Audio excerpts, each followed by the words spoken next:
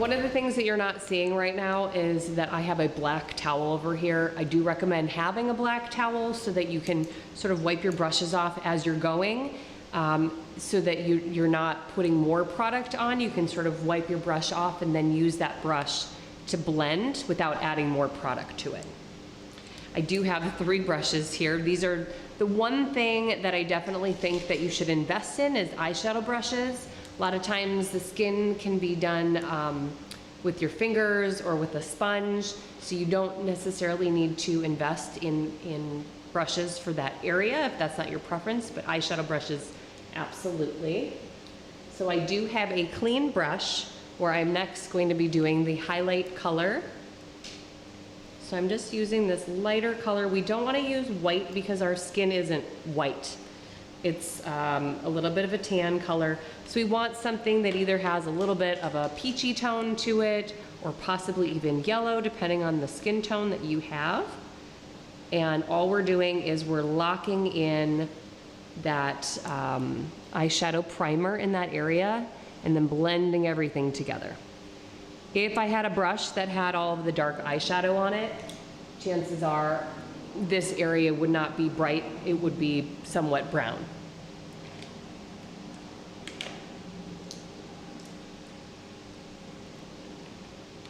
Okay, and eyes are kind of like a lot of people spend a lot of time on eyes because you just kind of keep going back and you take a step back and you take a look and then you go back in and you make some updates and you just keep adding and blending until you have it perfect.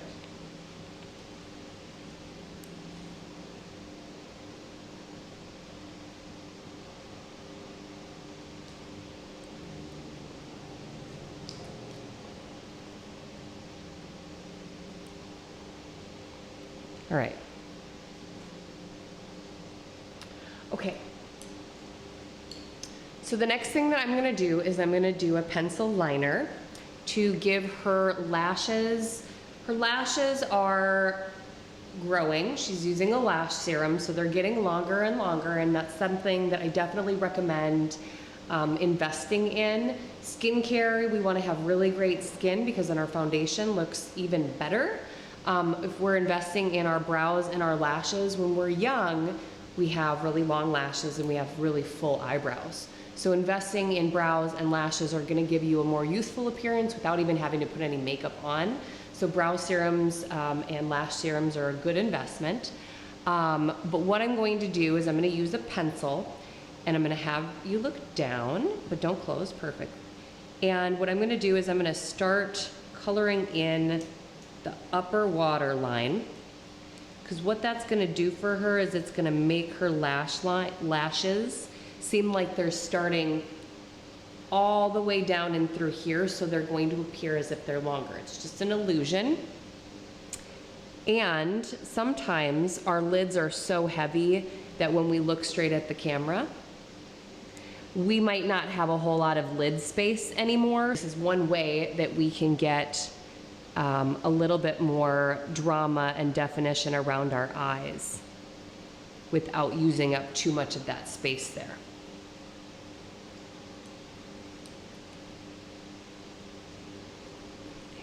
Close.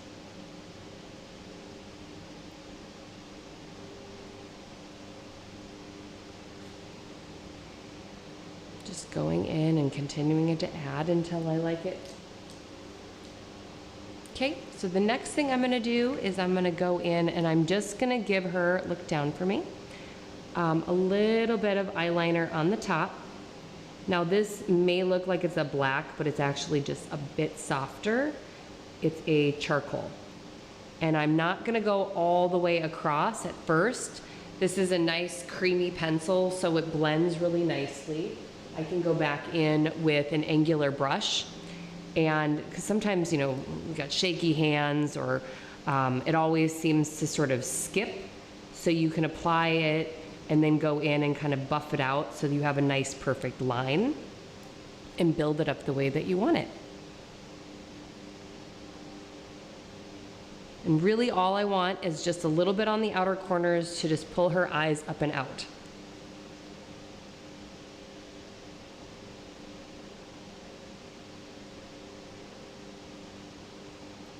So I'm blending it across so that there's no definitive stop and start on either side of the line.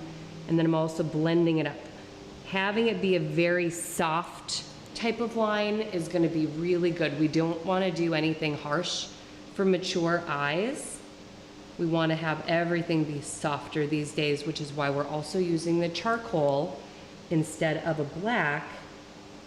If you have darker features, of course, black might be more appropriate, but she's got lighter skin and lighter hair color, so she doesn't need anything that's too harsh.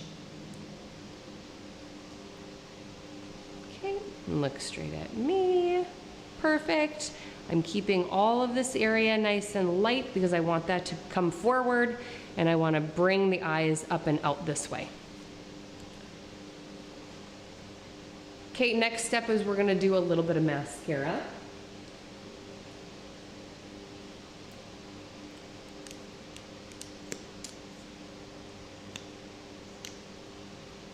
Okay, so I like to just tap the end of my mascara on my wrist or on a towel or a tissue, just so that I'm not getting it all over the eye. So look down for me. My first application, I'm just gonna do on the very outer corner. I want this to be the thickest area.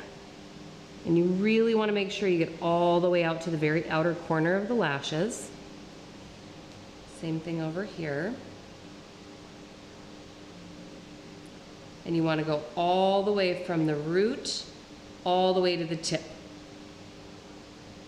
So the way that we make our lashes appear as if they're longer is the very tips of our lashes end up getting bleached from the sun.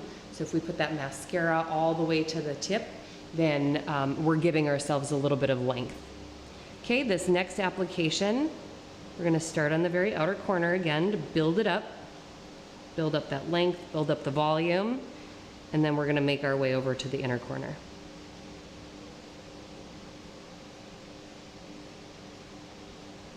You got to stop and give little blinky breaks.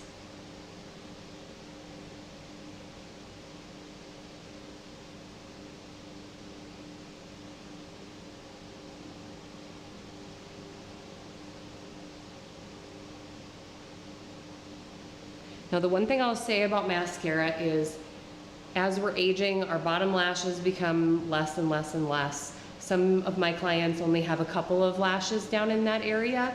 We don't need to highlight that area. We're gonna focus on something else on the face that we wanna highlight. Let's just not focus on that area, so just skip it. Don't do any mascara down there. Okay, so the next thing that we're gonna do is clean up on aisle 3. So this is before we start doing complexion. I'm going to go back in with my foundation brush that we used that had the primer on it.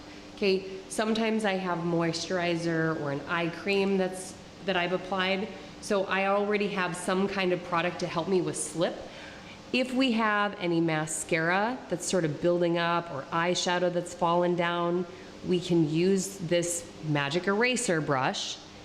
Go ahead and remove any mascara or whatever has fallen out of there before we go ahead and put on any foundation or we'll start working on the eyes down in that area. And the other thing that I wanted to mention that I alluded to earlier was that we want our eyes to go up and out.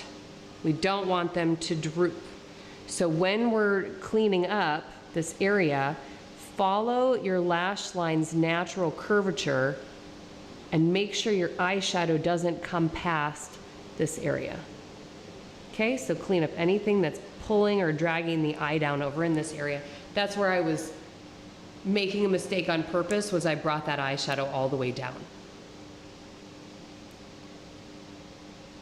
Okay, so up and out. Okay. So the next thing that I'm going to do is I'm going to apply a little bit of foundation underneath her eyes. Now this time what I'm going to do is I'm going to use a sponge, just so you can see a sponge. This is a pre-soaked sponge, so I've already gotten it wet. All sponges need to be wet before you go ahead and use them. So just put them under the water and wring them out. So the next thing we're gonna do is we're gonna move on and start doing the complexion area. So I'm just gonna go in and I'm gonna start applying foundation to the rest of her face. Now, got sponges and we have foundation brushes. Whatever you want to do, you also have your fingers if you would like to do that.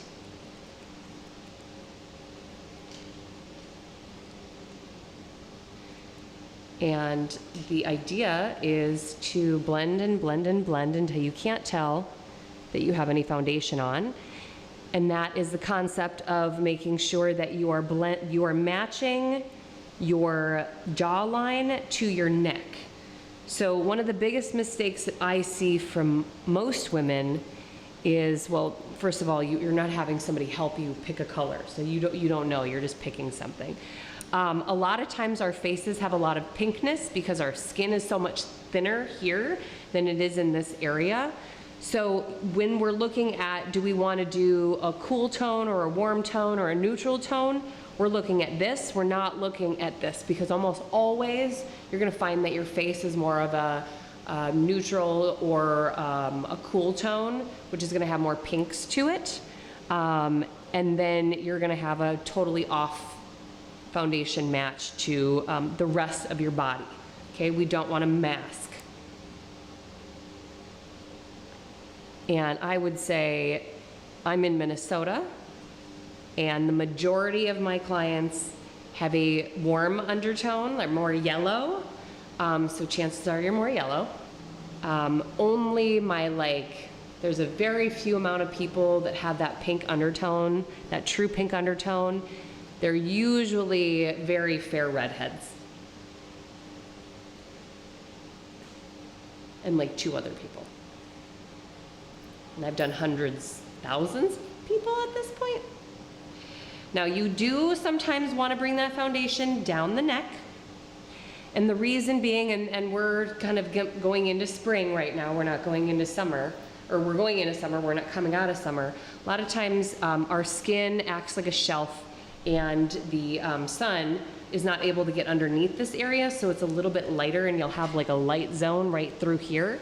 So bringing that color down your neck in the summertime is usually something that we need to do so that everything blends together really nicely. And again, I don't think we need too much coverage, so I'm blending and blending and blending and blending until I think I'm done blending, and then I blend some more. And then I'm going back over it with my sponge and tapping away any areas that seem like there's a lot of product buildup, which is usually going to be around the eyes or anywhere where there might be fine lines.